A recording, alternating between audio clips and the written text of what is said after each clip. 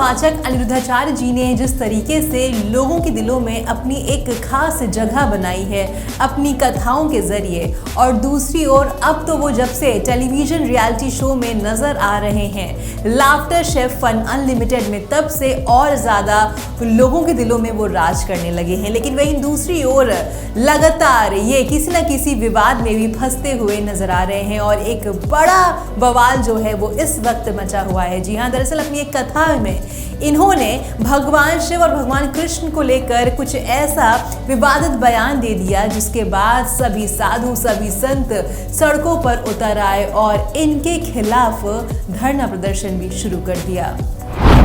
जी हाँ, कथावाचक अनिरुद्धाचार्य जी ने भगवान शिव को कृष्ण का साला बताया है, और जब से उन्होंने ये विवादित बयान दिया है उसके बाद सभी साधु संत बहुत ज़्यादा नाराज नजर आ रहे हैं, और उन लोगों का सिर्फ यही कहना है कि अगर इन्हें नहीं पता क्या हकीकत है, क्या हिस्ट्री है, तो इससे अच्छा है कि ये पहले वेदों का अध्ययन करें और उसके बाद लोगों के बीच में बैठे, क्योंकि जिस तरीके से ये लोगों की तालियां बटोरते हैं और लोग इनकी बड़ी संख्या में, करोड़ों की संख्या में इनकी जो फैन फॉलोइंग है वो सबको बेवकूफ़ बना रहे हैं, तो इससे अच्छा है, इससे बेहतर है पहले ये वेदों का अध्ययन करें और उसके बाद अपनी कथाओं के जरिए लोगों को वो सभी बातें बताएं जो लोगों को जाननी बहुत ज़रूरी है। जी हाँ, महामंडलेश्वर स्वामी रामेश्वरानंद जी ने कहा, जिस तरीके से आजकल के कथावाचक सस्ती लोकप्रियता पाने के लिए कुछ भी बोल रहे हैं, उससे बेहतर है कि वो पहले शास्त्रों का अध्ययन करें, क्योंकि हमारे शिव जी स्वयंभू हैं और कहीं भी किसी भी ग्रंथ में इस बात का उल्लेख नहीं है, इस बात का जिक्र नहीं है जिस तरीके से उन्होंने कृष्ण जी को उनका साला बताया है। इससे बेहतर है कि वो पहले ग्रंथों का सही तरीके से अध्ययन करें, ना कि सस्ती लोकप्रियता के लालच में कुछ भी समाज में आके बोलें।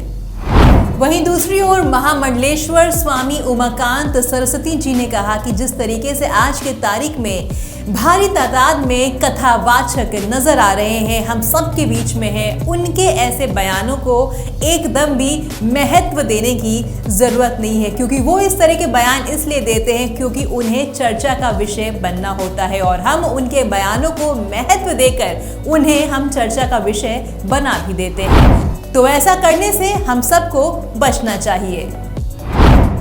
मैं उनको यही सुझाव दूंगा कि थोड़ा सा अपना अध्ययन बढ़ाएं, और ये दुर्भाग्य है कि जो शास्त्रीय परंपरा को बिना पढ़े मनमुखी ढंग से जो लोग धर्म प्रचार कर रहे हैं, इससे धार्मिक जगत में बहुत बड़ी क्षति हो रही है। अनिरुद्धाचार्य को पढ़ना चाहिए और उतनी ही बात करनी चाहिए जो शास्त्र सम्मत हो। अल्पज्ञानी है अनिरुद्धाचार्य, ऐसे कालनेमी जो धर्म का व्यवसाय बना कर रख दिए हैं, जिनको शास्त्रों का, वेदों का, उपनिषदों का कोई ज्ञान नहीं है। आप इनसे पूछेंगे कितने शास्त्र होते हैं, कितने पुराण होते हैं, तो वह भी ये स्पष्ट रूप से नहीं बता पाते हैं। लेकिन जिस प्रकार से हमारे आराध्य भगवान के ऊपर यह अमर्यादित टिप्पणी करते हैं, यहाँ कदापि भी स्वीकार यह नहीं किया जाएगा। जगत गुरु परमहंस आचार्य ने कहा कि अनिरुद्धाचार्य जी का बयान अशास्त्रकर और अमर्यादित है, पहले उनको अपना अध्ययन बढ़ाने की आवश्यकता है।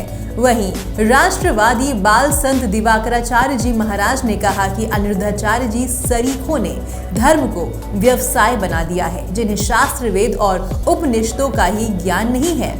निरंजन अखाड़े के साधु संतों ने कड़ा विरोध जताया है और अपने फायदे के लिए सनातन संस्कृति का अपमान करने का आरोप लगाया है।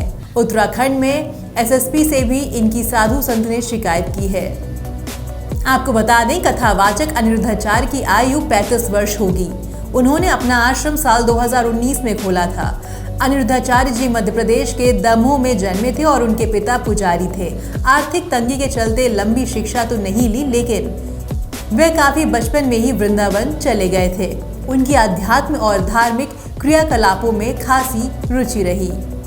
सोशल मीडिया पर कथावाचक अनिरुद्धाचार्य जी का वीडियो आए दिन वायरल होता रहता है। कभी किसी कथा का कोई क्लिप वायरल हो जाता है, तो जिस तरीके से लाफ्टर शेफ में वो लोगों को हंसाने की कोशिश करते हैं, कभी उसका कोई क्लिप वायरल हो जाता है, और आए दिन सोशल मीडिया पर कोई ना कोई मीम्स भी उनसे जुड़े वायरल होते रहते हैं। वहीं दूसरी ओर इनकी अगर मैं फैन फॉलोइंग की बात करूं तो YouTube पर 11 मिलियन फॉलोवर्स है इनके, और अपनी एक कथा से, यानी एक कथा के जरिए ये 80,000 से 1 लाख रुपए तक भी चार्ज करते हैं।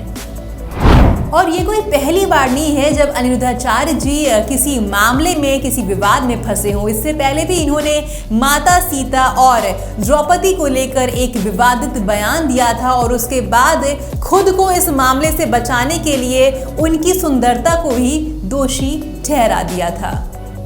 और जिस तरीके से भगवान शिव और कृष्ण जी को लेके इन्होंने विवादित बयान दिया था, उस पर जिस तरीके से हो हल्ला मचा, बवाल मचा, अब उसके बाद महाराज जी ने, यानी कि कथावाचक अनिरुद्धाचार्य जी ने अब माफ़ी मांगी है, और उन्होंने कहा है कि अगर किसी भी साधु संत का दिल दुखा हो तो उसके लिए मैं उनके श्री चरण में सिर झुकाकर माफ़ी मांगता हूँ।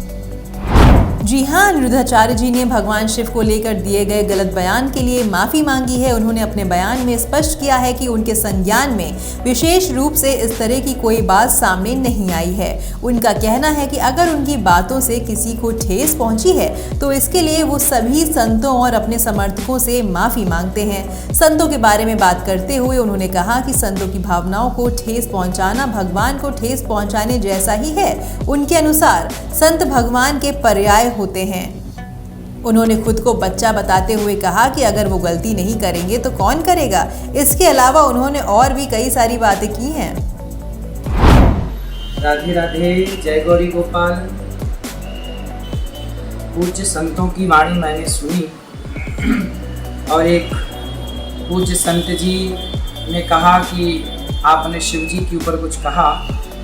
ऐसी कोई भी बात मेरे संज्ञान में अभी तक आई नहीं विशेष रूप से, और यदि मेरी वाणी से किसी का दिल दुखा है, मेरे संतों का दिल दुखा है, संतों का दिल दुखना मतलब भगवान का दिल दुखना, संत भगवान का ही पर्याय है, तो मैं सभी संतों से, ये दास अनिरुद्ध आप सभी संतों के श्री चरणों में अपना मस्तक रखकर करोड़ों करोड़ बार क्षमा प्रार्थना करता हूँ। यदि इस दास से ये अनिरुद्धाचार्य बार बार गलती करता है, और हम आपके बच्चे हैं, हम गलती नहीं करेंगे तो कौन गलती करेगा। गलती तो बच्चे ही कहते हैं, गलती तो बच्चे ही करते हैं। और मेरी तोतली वाणी से यदि कोई आप में से किसी भक्तजन का, संतजनों का दिल दुखा हो तो करोड़ों करोड़ों बार क्षमा प्रार्थी, दंडवत प्रणाम संतों के चरणों में। इस दास को क्षमा कीजिएगा। यदि भगवान शिव के बारे में आपने कुछ सुना तो भगवान शिव तो हम सबके आराध्य हैं, और शिव का हरि हरियोर न भेदः, हरि और हर में यदि हम तनिक भी फर्क करें और तनिक भी अपमान हरि और हर का करें तो हमारी जिह्वा गल जाए। कभी हृदय से हरि और हर का विरोध करके कहाँ जाएंगे। तो ऐसे दास को हरि और हर दोनों से ही प्रेम है, और दोनों की उपासना दास करता ही करता है। और आप में से किसी का दिल दुखा हो, मेरी किसी भी वाणी से, टूटी फूटी वाणी मेरी है, उसे स्वीकार आप करते हैं, क्षमा भी करें, बारंबार चरणों में प्रणाम। यदि मेरी वाणी से अपराध हुआ है तो करोड़ों करोड़ बार दास आपसे क्षमा प्रार्थना करता है। मुझे पूरा विश्वास है कि आप सभी भक्तजन, संतजन इस दास अनिरुद्ध को क्षमा अवश्य करेंगे। करोड़ों करोड़ गलती मैं करता हूँ, उसके लिए क्षमा। खैर, बात तो अनिरुद्धाचार्य जी ने एकदम सही कही कि हम बच्चे हैं, अंदर से हम दिल से बच्चे होते हैं, और अगर गलतियां इंसान नहीं करेगा तो गलती कौन करेगा। ऐसा थोड़ी ना है कि अगर वो कथावाचक हैं तो उनसे कोई गलती नहीं हो सकती, कोई महाराज जी हैं तो उनसे कोई गलती नहीं हो सकती। इनकी बात से मैं काफ़ी हद तक सहमत हूँ, लेकिन होता क्या है, हमारे देश में करोड़ों की तादाद में आपको लोग फॉलो कर रहे हैं, और आपको लोग वाकई सुन रहे हैं, समझ रहे हैं, अपना टाइम निकाल कर आ रहे हैं। और ऐसे में अगर आपके मुंह से कुछ भी गलत निकलता है तो वो हर किसी के नज़र में आता है, दुनिया के नज़र में आता है, मीडिया की नज़र में आता है।